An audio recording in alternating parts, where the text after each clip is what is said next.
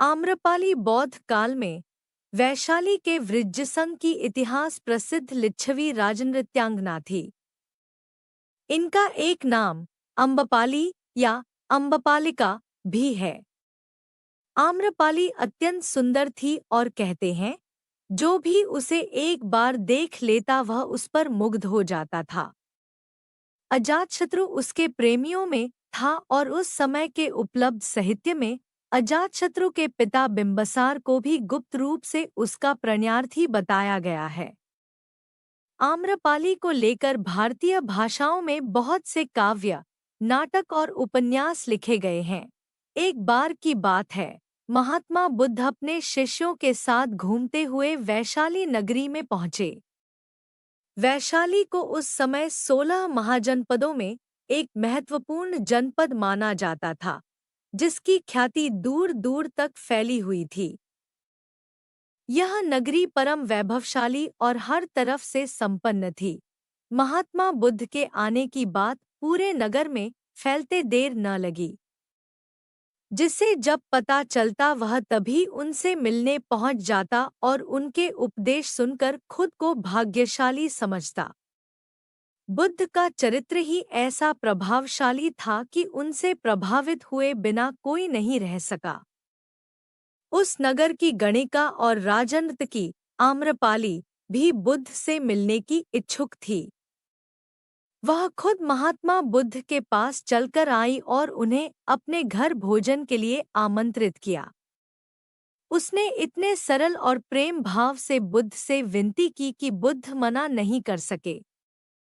जब यह बात उनके शिष्यों को पता चला कि महात्मा बुद्ध ने एक गणिका का आमंत्रण स्वीकार किया है तो सबने इसका विरोध किया।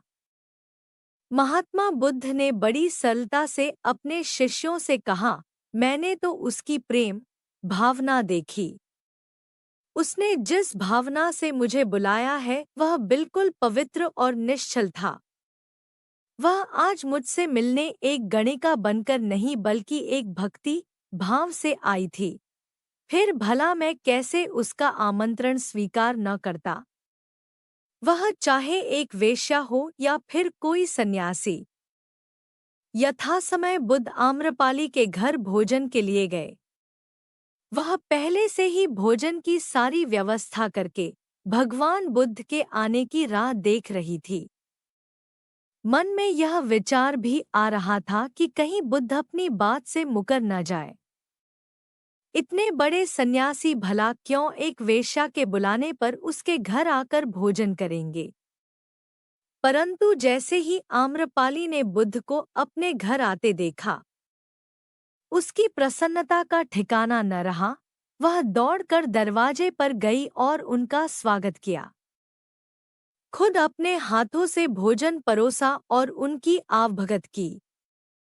महात्मा बुद्ध के शिष्यों ने जो उनके साथ आए थे जब एक वेश्या को, जिसके कदमों में खुद सम्राट बिंबसार से लेकर अजातशत्रु थे, पूरी वैशाली जिसके एक झलक पाने के लिए तरसती थी, उसे एक सन्यासी के लिए ऐसा व्यवहार करते देख बुद्ध के शिष्यों के मन में अपने गुरु के लिए सम्मान और ज्यादा बढ़ गया।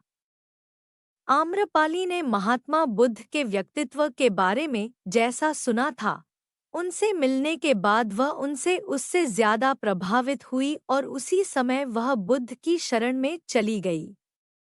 अपनी सारी संपत्ति वह बौद्ध मठ के नाम करके आजीवन भिक्षुणी बन गई।